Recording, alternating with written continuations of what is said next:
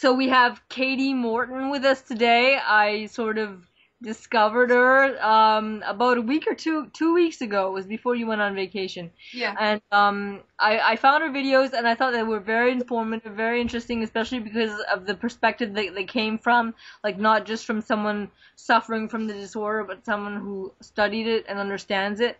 So I found that very, very good and very interesting. So basically, we're gonna start by introducing you, like who you are.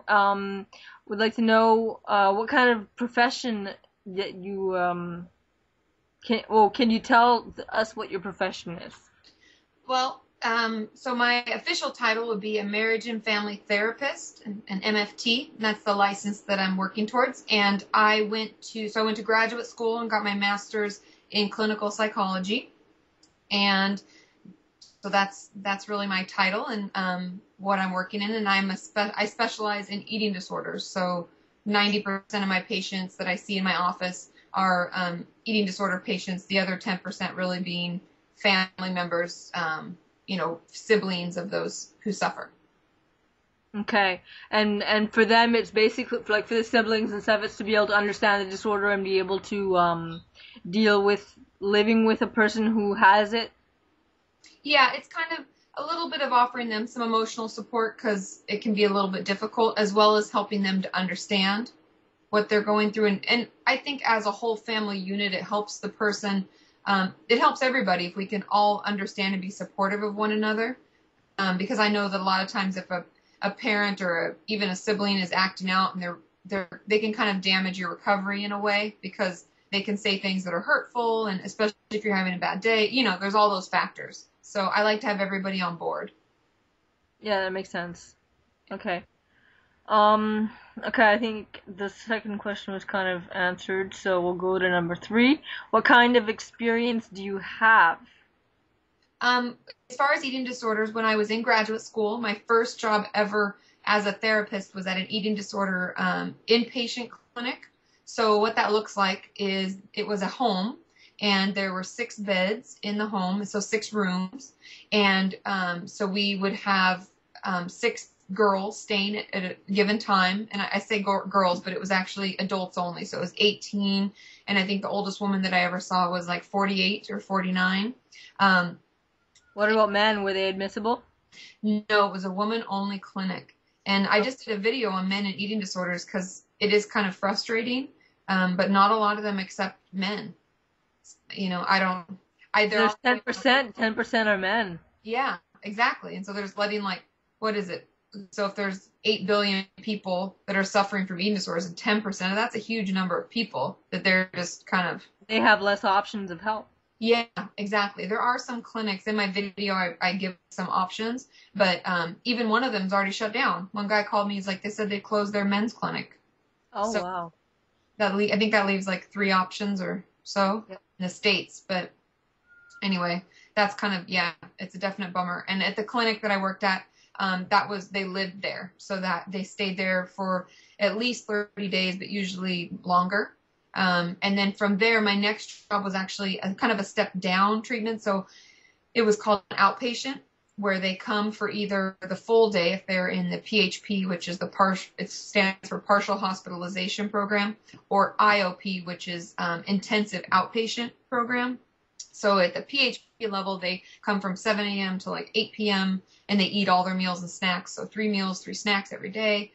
They have their groups. And then if they come to the PHP program, like I was saying, they're there all day. And then the IOP program, they come at lunch and then they stay through the evening. So they get their, lunch, their afternoon snack, dinner snack, and they have groups. And then they'll see their therapist. And at that level, you still see your therapist twice a week. So it's just kind of stepping down in treatment until you can be, more able to interact and be around stressors and stuff without feeling so triggered. Okay. Oh, and from there, so that was my second job, and then my third was actually at a hospital where people, it's like feeding tubes, and it's kind of when they're just so sick that there's not much else we can do, and yeah, so that was really hard. I didn't stay at that job as long as I did the others, just because I like to feel like I'm empowering my patients, and they're they're learning, they're using the tools, but if they're stuck in a hospital bed all day with a feeding tube, there's not really that much you can do emotionally for them. We have to get them healthy enough so that they can talk and, feed their process. bodies before you feed their mind. Exactly. Yeah, 'Cause and for you that had to be very difficult, correct? Like being around people with feeding tubes, panicking, and being forced to have that down their nose and up their nose, and that's got to be incredibly, incredibly difficult. Yeah, and it's hard for them and it's hard to watch, and I just didn't find it as fulfilling. It's more, I think it's a job for doctors. I don't really necessarily think they need therapists there all the time because, like you said, we have to feed their bodies before we can feed their minds, and so I think I would come in later. So that's why I didn't do that as long. Okay. Okay. So now that we know a little bit about you, and what you do, I'd like to ask you a few questions about eating disorders themselves. Mm-hmm. So my first one would be, how much of a role do you find that parents play in their child's eating disorder when the parent themselves has an eating disorder? I think it definitely plays a role. I think a lot of what we learn about who we are, what's okay, what's not okay, is from a parent. So I have a lot of patients that their mother either has what I call disordered eating, where, there'll be certain things they don't eat, or they don't sit down with everybody to eat dinner, or they have to exercise in order to eat, all sorts of rules and things like that. So whether the parent actually has an eating disorder or has disordered eating, to me, it's the same thing. And I think it plays a huge role because, I can speak from as a woman. If my mother was to talk so poorly about herself and, I'm so fat and I'm ugly and I don't deserve this and I don't deserve to eat today because I just sat around, or who knows what she could say. I think that could definitely play a part on how I feel and who I just grow up to be and how I feel about myself as a woman. Mm-hmm. And so I definitely think that plays a huge role, especially when we're in recovery too, because if you live at home and your parent is still doing that weird disordered eating and is very triggering, it can, be really difficult to step out on your own and say, I'm not going to do that. I don't want that. I want more for myself. Because our parents are our biggest example, right? So yeah, definitely. That's who we learn from first, right? So yeah, it's hard. So the next question, because like with eating disorders, they say that like 10% die or 20% die, but usually you don't actually die of anorexia. You would die of like heart failure. You would die of suicide. And here the question is, what kind of rates of suicide do we find in eating disorders? Well, that's kind of it's interesting. Everybody has a different statistic. I know that they even call like suicidal ideation, like when you're just thinking about suicide at all, and you even have the thoughts about it, which I'm sure all of us have had those thoughts. That's increased by a lot. They say it's about 35 to 40% of eating disorder people have suicidal ideation, and actual suicide attempts, it increases our risk by, I say, like, it says 40 times the risk is about the average. Some people say it's like 30 something, some say it's like 55 times, but still that's a very increased risk. And I've had plenty of patients who have attempted suicide. I haven't had any actually commit suicide, but many attempts. So it's a serious concern. And that's just the ones who are brave enough to do it, and there's the other ones who want to die and they don't really, so it's a very high rate of wanting to die, which I understand because I've been there. So yeah, exactly. Yeah, because it's you feel very trapped in the disorder, like you keep failing and failing and failing, and it's very difficult. So anyways, so the next question is, how much of a role do you find PTSD, post-traumatic stress disorder, plays in someone developing an eating disorder? I think, to be honest, in my experience, that's the largest contributor. And just from what I feel, the reason that people do get have an eating disorder, why they have it in the first place, kind of. Because I always tell people it does serve a purpose. You don't just have it to have it. And the purpose being that you've had some emotionally extreme or really, really stressful situation. And, it could be something horrific. I always tell people that everybody's different. So even though someone might say, well, I haven't really been sexually abused, I haven't anything horrible, but if it was horrible to you, it's horrible.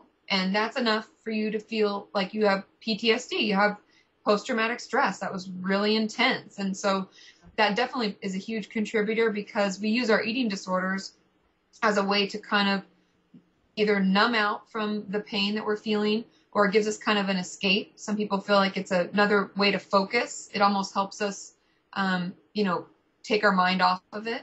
And also a lot of people will say, it's like if you're self-harming, like we want to actually physically feel the emotional pain we're feeling, right? So we do a lot of things to kind of bring that to life. And I had a patient even in my office just the other day say, I want to actually feel the emptiness physically that I feel emotionally. And I think that's a lot of what it is we don't know how to manage those emotions. So when we have something that's happened really extremely in our life, we're going to find a way to cope. If we don't have anything healthy, if we haven't had a healthy option, what are we going to do? It's going to come out some way, Yeah. Okay, so for those who are maybe new to the eating disorder or have really no resources to find out what kind of help they could have, and they don't know where to turn, how do you recommend that people in general, how do you recommend that we get help?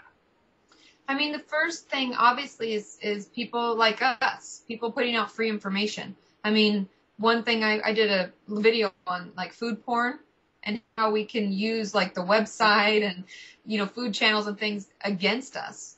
We can look at bad information, or we can choose to look at good information. And I think the fact that we have everything at our fingertips, anytime, any place, as long as we have internet, we can get anything. And I think utilizing that is the first step. I mean, you're putting out great information, and I love what you're doing. You put out a ton of videos. It's amazing. And that's right. People can do that anytime. They can access those videos and get a little boost of, I'm not alone. And that's the biggest factor really, is I'm not alone.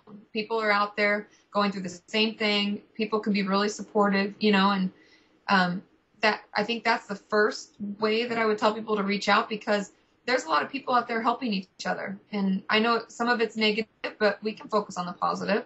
Yeah. It's the easiest to access, and it's free. Exactly. Yeah. So that would be the best thing. And I have a free workbook available too, which is a great place to get people started. And all they have to do is click, so there's stuff like that out there. And then the second thing that I usually refer people to, and I don't know if they have any people in Canada. I'm not sure what the system is like there. I know it's a little different. Or in the UK and, other parts of the world, but it's something, -fishy.org. And it has all eating disorder specialists, from therapists to dietitians to even yoga instructors and all sorts of things like that. And it's good to know that they actually specialize in eating disorders. They're not just some person saying, yeah, I've worked with them and, I'm a specialist.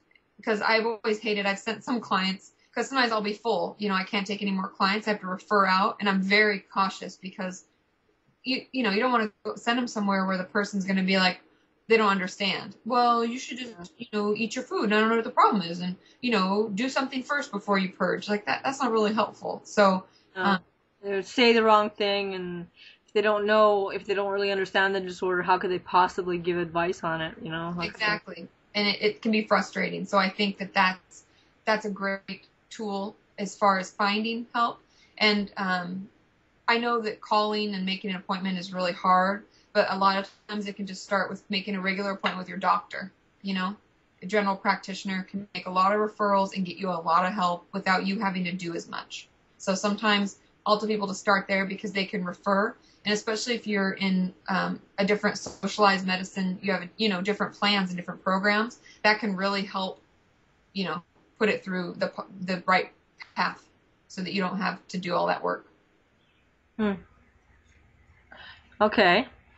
So, okay, now for people with EDNOS, which would be eating disorders not otherwise specified, if they would ask for help, would they be taken seriously? Like if they went to the day hospital where you were? Yeah, they definitely would. I know that there's a lot of people out there that feel like, because EDNOS stands for eating disorder not otherwise specified. And what that really means is that they don't quite fit the criteria for either bulimia or anorexia, or, so they fall into this bucket. And most people fall into the bucket. And so I personally, I mean, most of my patients would fall into that. And they would be treated the same. They get just as much help. The only problem is that some insurance companies don't like to cover it as much because it doesn't quite meet the criteria, which is so frustrating. But if you find a great treatment team full of supportive people, they should be able to work and fight and get you coverage. And you can get just as much help because you're in just as much pain. So. Yeah, that's good because that's a fear there that I've heard that they feel because they don't know if they're going to be taken seriously. Like I'm not anorexic, I'm not bulimic, I'm not, so like what am I exactly? And is EDNOS really going to be, So it is a serious thing because it's the same kind of pain that causes it, right? So, Yeah, people feel like I'm not sick enough, but trust me, yeah. you are. Sick is sick. Exactly. There's. So my final question, or I'd like for you to tell us about, is your channel and the kind of work that you're doing there.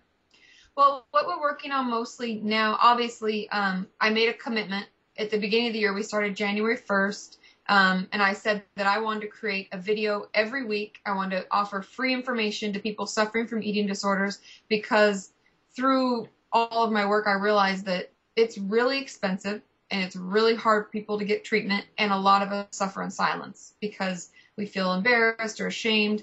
And I thought, what would be a better way than to do something online where people can do it in the privacy of their own home? And most of my work now is obviously on my website, katimorton.com. I post all my information. People can actually leave your own little blogs. You can leave comments and vent about what's going on. And I have to approve every comment, every post, so it's a safe environment because I'm not going to allow, any Pro kind of things to show up. Exactly, because you'd be surprised how quickly it can sweep in and just ruin it. So no numbers talk. Yeah, no pictures of unhealthy things, but you can talk about it. You can say, I'm sorry, I did this and this was bad and I felt bad, and you can vent about, or I talked to my parents or got in a fight. Who knows? But you can put it all out there, and then people comment back and forth and really support each other. So it's been a really great thing that I'm working on, and I get excited to watch it grow because it's almost like a little community, and I don't know, you get to where certain people, and I'm like, oh good, she talked to this, I get to keep up with what's going on in their lives, and it can be really exciting. And so I'm working on building that, and the next step beyond that I'm working towards is, like I was talking about, is just reaching out to a bigger audience. So we put out our videos and we're really working to spread the word and stuff like that. And now I'm hoping to take it to magazines, to take it to even TV shows, because Dr. Oz had an eating disorder show on. I don't know if you know about this, but it was a few months ago, and he had a guy who runs a pro-ana site on there. And I was like, why? So that's why I want everyone to tweet to this person. Can you see it? Is that Patty Neger? Yes, we can see it. PATTYNEGER. So tweet for her to check out my stuff so that she can make sure that someone, so that I can get on and talk about what's really going on versus having somebody else on there that's hosting a pro-ana site, because I know. I just can't. Luckily, he did get reamed. Like the parents in the audience were like, "Who do you think you are?" So that's terrible. I want there to be more positive information, and what she does is she helps book, like what she finds as talent, like online, like people like us that can bring, positive, good information out there. So she's always scouting for that. So people can tweet my information to her. That would really help me reach a bigger audience, and really get the word out there so that we don't have to suffer in silence anymore. We're not alone. There's 8 million of us. So, Wow. yeah. Okay, so that was my final question. It was really nice getting to know you and knowing the information, your knowledge that you've gained through your studies. I'm going to be putting a link to your channel in the description, so anybody who wants to see Katie's channel, she's talking about mostly eating disorders, different aspects of eating disorders. You can ask your questions too. She has viewers ask her questions, correct? Yes, and I always answer personally. Yeah, and sometimes with a video. Yep. She's had a video about self-injury, and was it this time around that you said you were talking about? It was last time, but I am working on a book, and so I'll be putting together information. I will be putting out another video about cutting and self-injury, and I will be making a big chunk of my book about that, about self-harm and cutting, because it's a lot of people suffer in silence from that as well. Yeah. So a self-help book, basically. Exactly. And information for parents and, all sorts of stuff. So I'll make sure it's helpful to all. Okay. Yeah, that's good. Yeah. The more the merrier. Exactly. Okay, so thank you for agreeing to this interview. I thought that was really cool. A nice experience. Yeah, thank you, Melissa. I love what you're doing, and I love all your videos, and you're reaching so many people. It's very exciting to watch. So congratulations, too. And thanks for asking me. You're welcome. I had a good time. It was a good experience. Yeah, me too. Thank you very much. And goodbye to all. I hope this was beneficial to you. And don't forget to check out Katie's channel.